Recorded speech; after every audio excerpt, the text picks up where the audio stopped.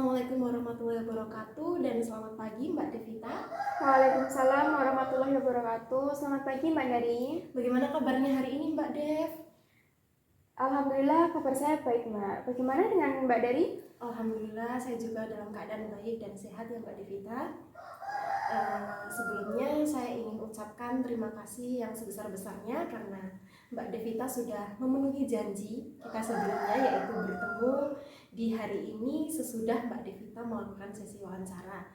Kemudian dalam sesi ini juga saya ingin meminta izin untuk masih direkam yang kemudian nantinya dari video ini tentunya bisa menjadi bahan evaluasi dari kegiatan magang saya oleh dosen saya tentunya, seperti itu. Bisa ya Mbak Devita? Iya bisa Mbak. Oke. Kemudian di sini apakah perlu saya jelaskan lagi kembali mengenai konseling beserta asas-asasnya Mbak? Sepertinya dijelaskan lagi saja ya Mbak, karena saya agak lupa. Oh iya, jadi Mbak Devita sudah lupa ya. Iya. Lebih baiknya saya jelaskan lagi seperti itu supaya adanya pemahaman dari dalam diri Mbak Devita terhadap konseling yang akan kita lakukan. Oke. Jadi konseling itu saya jelaskan lagi bahwa konseling adalah sebuah proses bantuan yang diberikan oleh saya sebagai seorang konselor kepada Mbak Devita sebagai seorang konseli, yang nantinya di sini kita akan bekerja sama dan tentunya saya akan membantu Mbak Devita dalam menemukan solusi dari permasalahan Mbak Devita yang Mbak Devita alami, seperti itu. Kemudian asasnya ada 3 yang kemarin sudah saya jelaskan, yaitu yang pertama asas keterbukaan, kerahasiaan, dan kesukarelaan. Kita bedah satu-satu. Dari asas kesukarelaan terlebih dahulu. Oh, mungkin dari keterbukaan terlebih dahulu ya, sesuai poin ya Mbak ya. Iya Mbak. Maaf. Dari asas keterbukaan itu yaitu maksudnya nanti Mbak Devita itu secara terbuka membicarakan permasalahan Mbak Devita kepada saya seperti kemarin yang sudah kita lakukan ya, tanpa ada yang dirahasiakan. Kemudian asas kerahasiaan, tentunya Mbak Devita tidak perlu takut kalau misal nanti saya membicarakan permasalahan Mbak Devita di luar sesi konseling ini kepada orang lain, karena itu melanggar kode etik kita jika kita melanggar hal tersebut Mbak. Jadi kita sebagai seorang konselor sudah dilandasi kode etik tersebut, dan berarti kita harus memahami dan juga mentaati kode etik tersebut dan jangan sampai untuk melanggarnya. Jadi saya harap Mbak Devita tidak perlu khawatir tentang hal itu. Kemudian yang ketiga adalah asas kesukarelaan Mbak. Asas kesukarelaan tersebut adalah yang dimaksudkan Mbak Devita datang kepada saya tanpa ada paksaan dari pihak manapun, baik dari pihak saya maupun dari pihak luar di lain kita berdua, seperti itu ya Mbak. Kemarin juga kan saya tawarkan kapan Mbak Devita senggangnya, dan katanya bisa hari ini. Saya juga tidak memaksa, alhamdulillah Mbak Devita juga datang sendiri kepada saya, dan itulah yang disebut dengan kesukarelaan, seperti itu. Apakah bisa dipahami Mbak? Sangat bisa dipahami Mbak. Oke, kalau gitu alangkah lebih baiknya jika kita melakukan kontrak waktu lagi nih Mbak. Gimana kalau kita sepakati 30 menit lagi? Boleh Mbak. Ya, seperti kemarin kalau memang sudah selesai pembicaraannya bisa kita akhiri. Namun kalau sudah melewati 30 menit alangkah lebih baiknya kita lanjutkan pembicaraannya di pertemuan selanjutnya. Seperti itu ya Mbak? Iya Mbak. Kalau gitu sekarang saya ingin tahu bagaimana perasaan Mbak Devita setelah menjalani beberapa hari kemarin. Jujur sudah merasa lebih tenang ya Mbak dari sebelumnya. Namun saya merasa kebingungan, ada kebingungan baru yang saya rasakan begitu Mbak. Kalau boleh saya tahu kebingungan seperti apa Mbak? Begini Mbak, kemarin kan saya sudah menjalani wawancara dan alhamdulillahnya saya diterima Mbak. Namun setelah diterima saya agak sedikit bingung dan juga takut Mbak. Bingung dan takut ya Mbak. Jadi bingung dan takut seperti apa? Bisa dijelaskan lebih dalam kepada saya? Baik, akan saya jelaskan ya Mbak. Saya sebelumnya itu kan mengajar di SMP, tapi penerimaan kali ini saya ditempatkan di SMA. Sebenarnya waktu saya melamar pekerjaan di sekolah ini, saya mendapatkan informasi itu dari sosial media. Di situ tidak tertera dibutuhkan guru di jenjang pendidikan SMP maupun SMA. Secara signifikan itu tidak ada. Ya sudah, saya merasa memenuhi kualifikasi atau syarat-syarat yang mereka minta itu saya punya.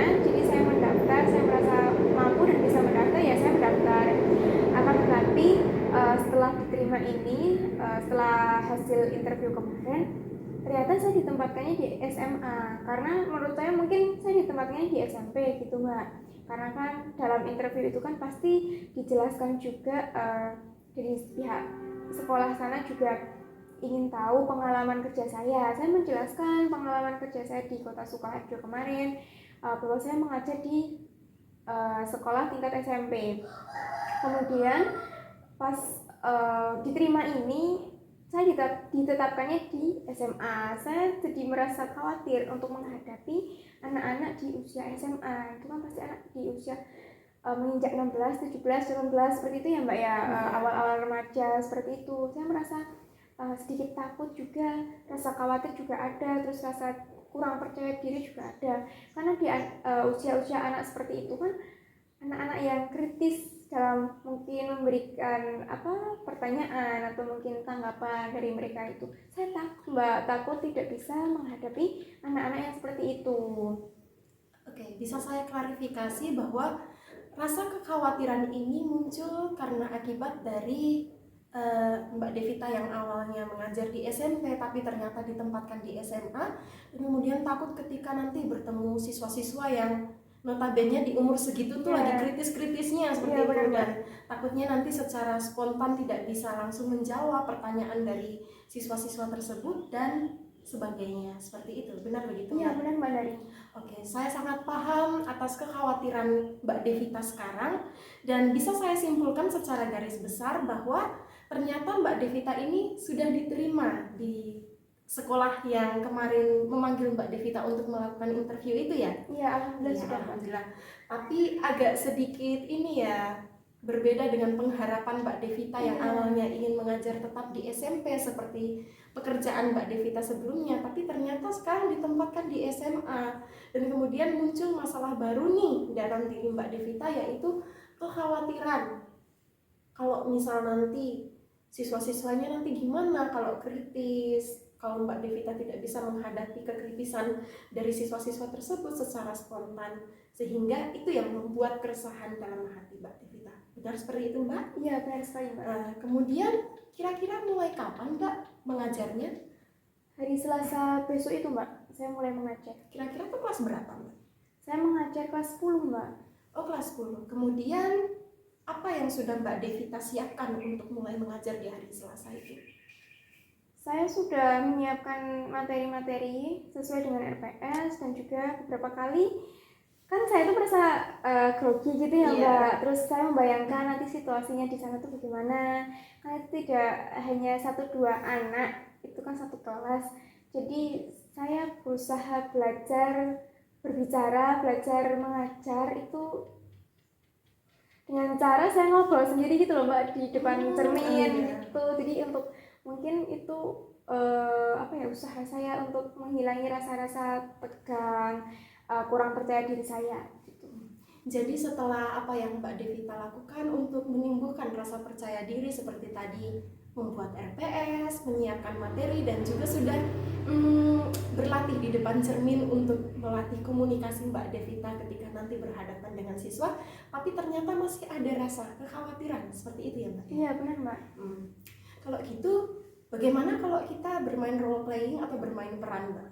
Itu maksudnya gimana ya Mbak? Oke, jadi role playing itu kita akan membayangkan kita berada dalam situasi kelas di mana ya Mbak Devita sebagai seorang guru, dan di sini saya akan berperan menjadi seorang siswa, sehingga nantinya kita bisa membayangkan situasi itu dalam situasi yang nyata Mbak. Situasi nyata, dan nantinya tentunya Mbak Devita seolah-olah seperti mengajar dan saya seperti siswa yang sedang mengikuti pelajaran Mbak Devita. Seperti itu. Apakah bisa dipahami? Bisa Mbak, sebenarnya boleh Mbak, saya setuju.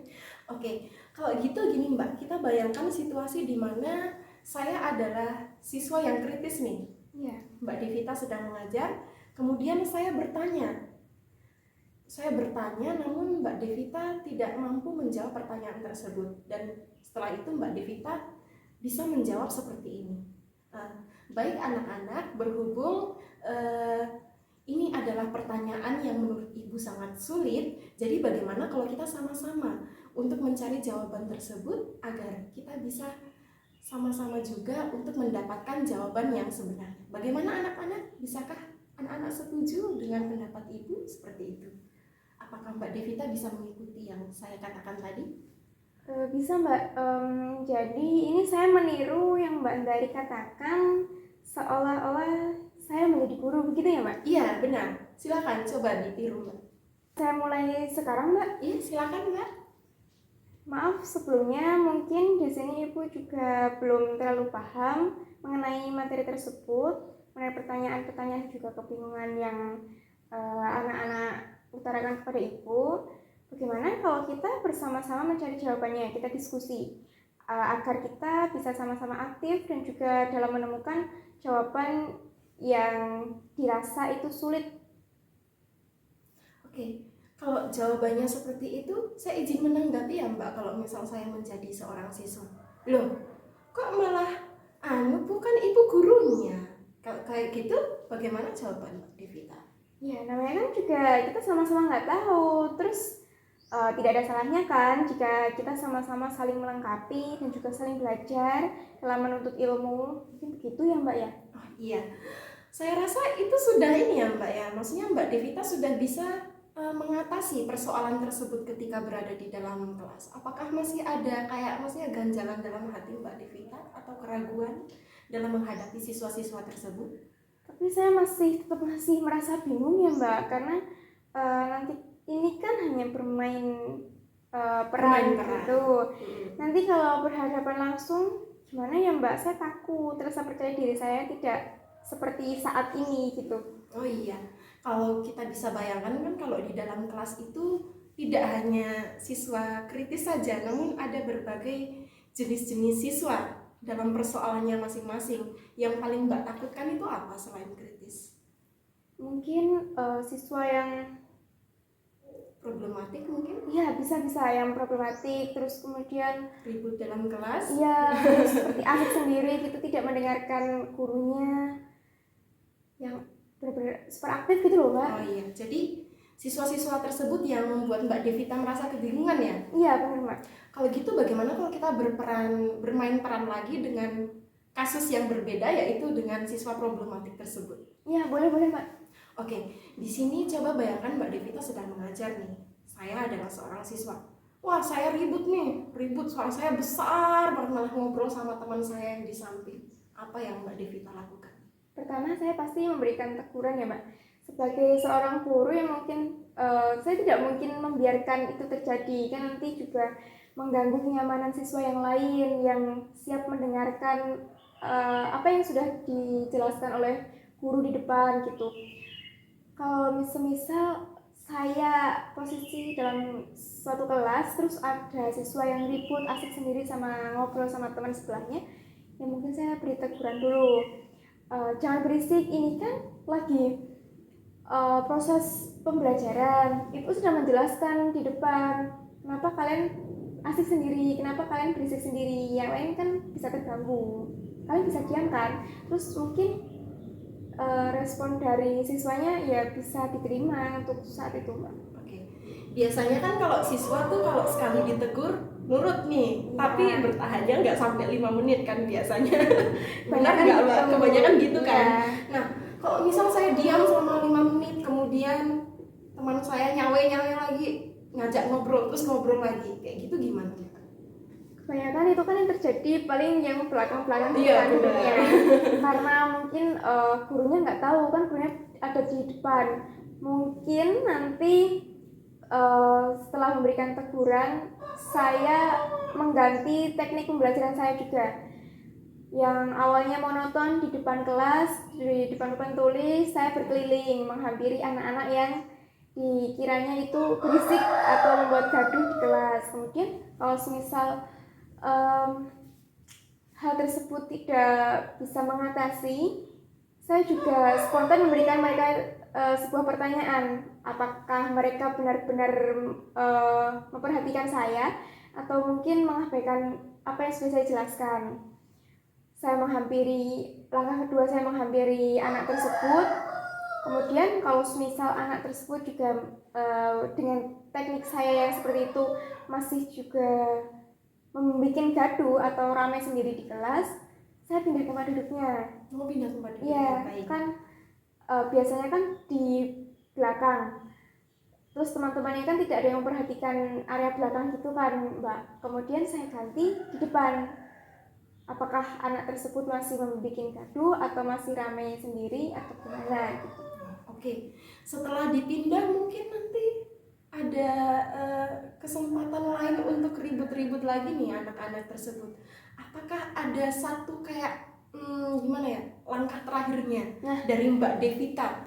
Langkah jitu terakhir apa yang akan Mbak Devita lakukan?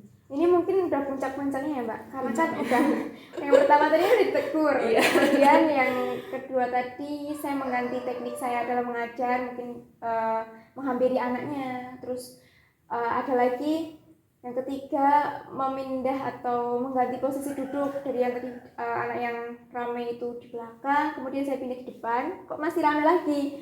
Nah ini yang terakhir, saya akan memberikan sebuah punishment atau tugas kepada anak tersebut. Seperti itu, Mbak.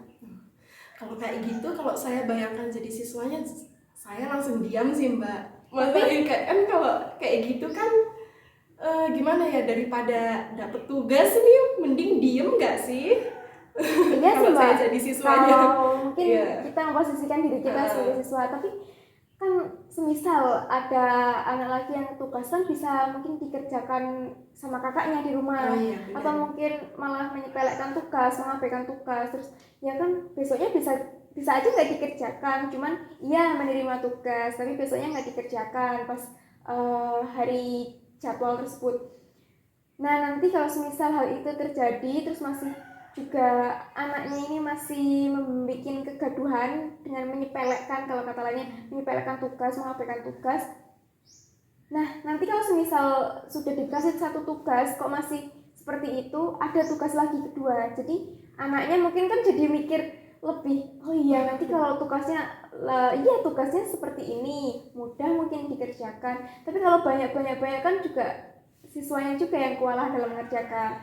Mungkin itu sih, Mbak, jadi tugasnya nggak cuma satu, ada beberapa gitu, sesuai dengan mereka masih nurut nggak ya, mereka masih membuat kegaduhan atau ramai sendiri nggak ya, seperti itu.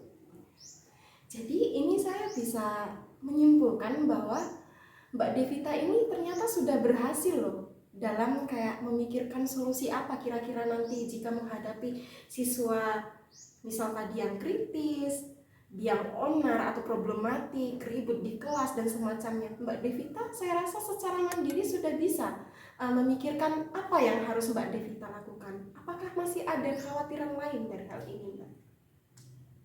Mungkin untuk kekhawatiran sudah mulai ini ya, Mbak, agak ada gambaran ke depannya, terus sedikit merasa lega dan juga tenang, tingkat rasa percaya dirinya juga bertambah. Saya sebenarnya melihat ini loh, Mbak, melihat guru-guru saya dulu juga menerapkan ini.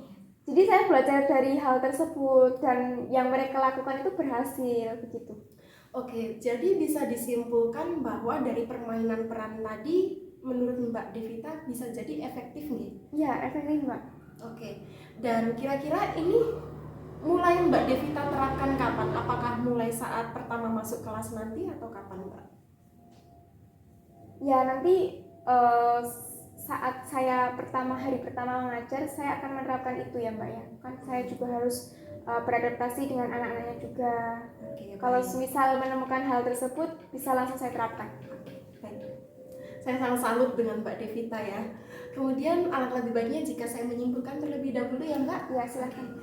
Tadi kan yang pertama alhamdulillahnya Mbak Devita sudah diterima di salah satu sekolah impiannya Mbak Devita ya. Tentunya walaupun ada sedikit yang tidak sesuai dengan kemauan Mbak Devita, karena tadi kan katanya inginnya ngajar di SMP, ternyata malah ditempatkan di SMA, sehingga ini memunculkan keresahan baru dan kekhawatiran baru dalam diri Mbak Devita ketika nanti kalau misal bertemu dengan siswa-siswa yang berpikiran kritis di umur-umur segitu kan memang ya Mbak ya, di umur SMA itu anak lagi dalam masa pencarian rasa pingin tahunya tuh lebih kritis dari anak SMP seperti itu. Sehingga Mbak Devita takut nih kalau misalnya nanti tidak bisa spontan dalam menjawab, dalam menghadapi siswa-siswa tersebut. Namun di pertama tadi kita sudah menjalani latihan role playing ya, dan Mbak Devita juga sudah mampu memikirkan jawaban apa sih kira-kira kalau misalnya nanti ada siswa yang bertanya kritis seperti itu, dan alhamdulillah sudah Mbak Devita praktekkan tadi. Kemudian ada keresahan lainnya, yaitu bagaimana kalau bertemu dengan siswa-siswa yang nantinya misal diam onar, problematik dan nggak bisa diam ketika di kelas dan sulit diatur. Tapi alhamdulillahnya juga tadi kita sudah melakukan role playing dan Mbak Devita sendiri sudah gimana ya, sudah sangat lancar menjelaskan cara-cara apa yang akan Mbak Devita lakukan nanti. Seperti yang pertama tadi, menegur terlebih dahulu, kemudian menggunakan cara yang tidak hanya monoton, seperti tidak hanya di depan kelas tapi juga berkeliling seperti itu, sehingga anak-anak juga kayak merasa tidak bosan seperti itu. Kemudian dengan cara memindahkan anak-anak yang ribut itu, kalau di belakangnya dipindahkan ke depan supaya bisa lebih fokus. Kemudian kalau misal nanti ada yang lebih ribut lagi gimana gitu. Tadi Mbak Devita juga sudah memikirkan untuk memberikan tugas ya, tugas. Semakin mereka ribut semakin diberi tugas gitu ya Mbak. Jadi saya rasa itu cara yang bagus karena bisa membuat siswa-siswa itu takut dan kayak gimana ya, mempunyai perasaan bahwa oh, daripada buat tugas mending perhatikan Bu Devita aja gitu. Jika saya menempatkan jadi siswa tentu saya akan merasakan seperti itu. Dan Mbak Devita sudah dengan sangat hebatnya memikirkan cara itu. Dan kemudian dalam pelaksanaannya sendiri Mbak Devita juga akan segera melakukannya ketika pertemuan pertama nanti, jikalau kalau misal mendapatkan siswa tersebut. Tapi kita sama-sama berdoa ya Mbak, semoga siswanya nurut-nurut aja gitu supaya lancar-lancar Mbak Devita kerja di sekolah tersebut. Kemudian itu yang bisa saya simpulkan. Apakah ada yang salah dari penyimpulan saya tadi Mbak? Tidak Mbak, sudah benar. Oh ya, sudah benar. Kemudian apakah ada keresahan lain lagi Mbak dari permasalahan ini? Untuk saat ini tidak ya Mbak. Oh, sudah tidak ada? Kemudian sudah tidak ada yang perlu dibicarakan lagi? Sudah Mbak. Oh ya, jadi bisa dibilang keresahannya sudah clear karena Mbak Devita juga sudah menemukan solusi permasalahannya secara mandiri. Kemudian untuk hasilnya bisa kita tahu setelah Mbak Devita mulai mengajar ya. Iya. Kalau begitu apakah boleh Mbak kalau kita bertemu lagi di lain waktu selain hari ini? Mbak Devita senggangnya kapan lagi? Bagaimana kalau di hari Rabu Mbak, setelah saya mengajar hari pertama di sekolah? Oh iya, kan mengajarnya Selasa ya? Iya. Oke, jadi setelah mengajar hari Selasa, hari Rabu kita bertemu untuk mengetahui berhasil atau tidaknya dari solusi yang telah Mbak Devita katakan tadi ya? Iya Mbak. Oke, kalau gitu saya rasa sudah cukup, walaupun kayaknya belum 30 menit juga, tapi alhamdulillah pembicaraan kita sudah selesai dan alhamdulillah juga sudah menemukan solusi. Mari bertemu di hari Rabu. Saya doakan semoga Mbak Devita lancar-lancar kerjanya, nyaman juga di sana. Saya akhiri. Wassalamualaikum warahmatullahi wabarakatuh. Waalaikumsalam warahmatullahi wabarakatuh.